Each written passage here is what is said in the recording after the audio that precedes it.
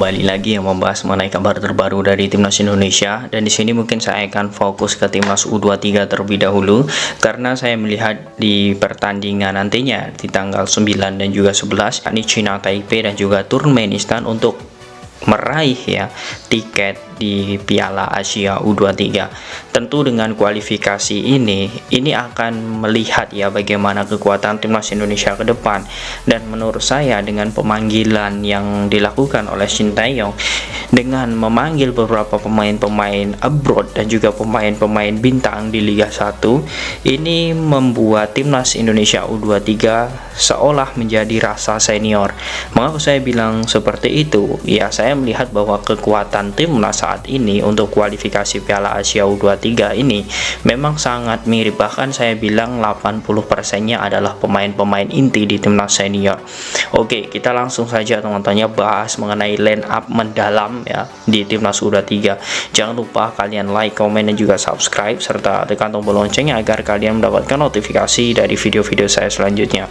Oke, di sini ada beberapa nama yang memang tidak dipanggil oleh Shin Tae-yong seperti Robert Darwish yang memang penampilannya sangat bagus di Piala AFF, ini tidak dipanggil oleh Shin Tae-yong. Kemudian Bagas Kava, mungkin dicoretnya Bagas Kava ini karena mungkin dirinya cedera saat Piala AFF ini. Kemudian ada beberapa pemain seperti Esal Sahrul kemudian M Kanu, M Ragil itu tidak dipanggil dan digantikan dengan pemain-pemain yang memang memiliki stamina, kekuatan yang sangat bagus. Nah, oke, saya langsung saja teman-teman membahas mengenai line up-nya. Oke teman-teman, di sini saya langsung saja akan membahas di lini striker terlebih dahulu, baru nanti merucut ke lini belakang. Nah, menurut saya ini ada beberapa hal yang memang menjadi poin-poin penting Timnas ini bisa memenangkan 2 laga, karena memang menggunakan formasi ideal yang dilakukan oleh Shin Tae-yong biasanya, yakni 4-2-3-1. Nah, untuk di striker menurut saya ini menjadi hal yang sangat bagus jika sosok Ramadhan Sananta dengan kemampuan dan juga kompetensi ketika membela Persis dan juga Timnas Indonesia itu sudah membuktikan bahwa dirinya adalah striker muda, striker lokal muda tertajam saat ini. Dan Ramadhan Sananta ini mampu untuk membuktikan ketika dia mungkin beberapa event itu disepelekan oleh supporter, karena ketika dilatih oleh Shin Tae-yong ini melempem, dan dia sudah membuktikan di Piala AFF kemarin bahwa sentuhan Shin Tae-yong itu mampu untuk meningkatkan levelnya menjadi striker house goal. Nah, ini untuk Ramadhan Sananta. Nah, kemudian untuk di sisi kanan, di sisi kanan ini mungkin ada beberapa pemain yang memang sudah dipanggil oleh Shin Tae-yong seperti sosok Witan Sulaiman dan juga Hoki Caraka. Namun saya melihat sosok Hoki Caraka dengan penampilan yang sangat bagus juga di PSS Semarang, dia membuat kita semua terpukau dengan penampilan di liga, dan seorang Hoki Caraka ini adalah target man. Jadi sehingga Shin Tae-yong di sini menurut saya juga sangat rasional jika menurunkan Hoki Caraka di sayap. Dan jikapun Hoki Caraka ini tidak dimainkan di babak kedua, ini bisa menjadi opsi di babak pertama. Nantinya babak kedua baru sosok Witan Sulaiman menggantikannya di sisi kanan.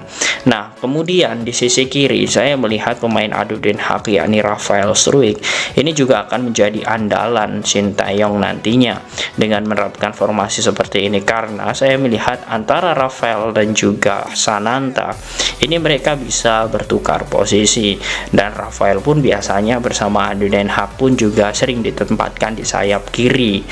Nah, ini menjadi hal yang sangat luar biasa di situ. Nah, kemudian untuk di lini tengah, saya melihat sebenarnya di lini tengah ini persaingannya sangat banyak sekali Namun di sini tentu untuk di gelandang serang menurut saya ini tetap saja sosok Marcelino Ferdinand ini perannya sangat tidak tergantikan. Nah, Marcelino bisa diletakkan di sini karena memang dirinya bisa dibilang adalah otak serangan Timnas, dan bagaimana dirinya berpengaruh besar bagi Timnas U23 dan juga Timnas senior ini adalah sosok Marcelino Ferdinand. Kemudian yang selanjutnya saya melihat di sini ada beberapa pemain ya untuk di gelandang bertahan, tetapi dengan pola 5 pemain tengah ya saat melawan Thailand kemarin itu sangat luar biasa. Oleh sebab itu saya melihat di sini sosok Arhan Fikri, pemain terbaik di Piala AFF, menurut saya masih bisa dipercaya Shin Tae-yong untuk selalu menjadi starting, karena ya kita ketahui permainannya sangat mobile, sangat tenang. Walaupun di pertandingan awal saat melawan Malaysia itu permainannya sedikit tidak jelas ya, dan juga umpan-umpannya salah, Arhan Fikri semakin lama mampu beradaptasi dengan taktik Shin Tae-yong. Nah, kemudian yang selanjutnya di sini saya melihat ada sosok Ivar Jenner.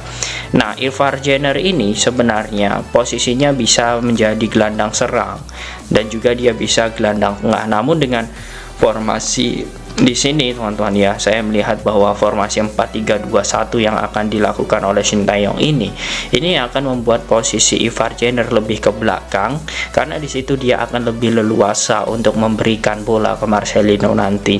Nah, ini adalah kurang lebih antara kombinasi ya Arhan dan juga Ivar. Nah, kemudian untuk di lini belakang ya, di lini belakang ini ada sosok Rizky Ridho.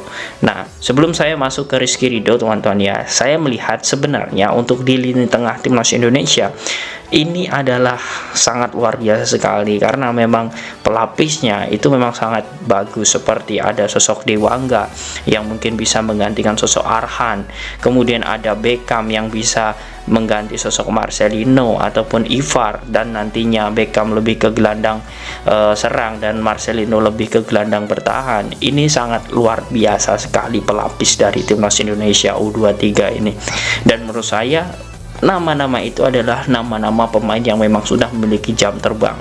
Oke, kita lanjut ke Rizky Ridho. Nah, di Rizky Ridho ini menjadi hal yang sangat bagus untuk ditempatkan di sini. Dia akan tandem dengan sosok Elkan Bagot.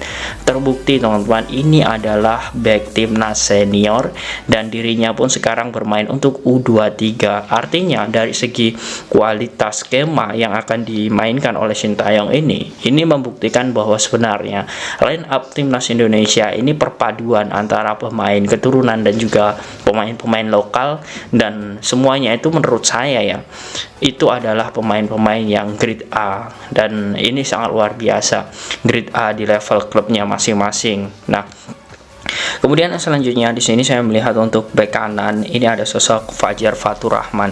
Nah, Fajar Fatur Rahman ini bisa dia berkombinasi dengan Hoki Caraka, dan dirinya pun juga bisa untuk maju ke depan. Indonesia bisa mengandalkan dua back jika memang nantinya dia mampu maju ke depan, dan nanti ditaruh di sini Arhan Fikri untuk mundur ke belakang. Itu jika sosok Fajar Fatur Rahman ini maju ke depan. Nah, kemudian untuk di sisi kiri tentu kita masih punya sosok Pratama Arhan. Nah, Pratama Arhan ini juga sama hebatnya. Menurut saya logis saja jika sosok Robby Darwish itu tidak dipanggil, karena untuk posisi lemparan ke dalam, bola-bola lemparan ke dalam itu pasti akan dilakukan oleh Arhan, dan tentu kita sudah tidak meragukan lagi kualitas Pratama Arhan. Dan di sini menurut saya Arhan sangat cocok sekali ditempatkan di sini, dan dirinya pun juga masih memiliki beberapa pemain-pemain yang memang bisa menjadi pelapis dirinya, seperti sosok Akbar Arjunsyah yang memang juga dipanggil oleh Shin Tae-yong, dan juga ada Komang ya di sini juga sangat luar biasa juga dipanggil oleh Shin Tae-yong. Nah, itu teman-teman untuk di posisi back ya teman-teman ya.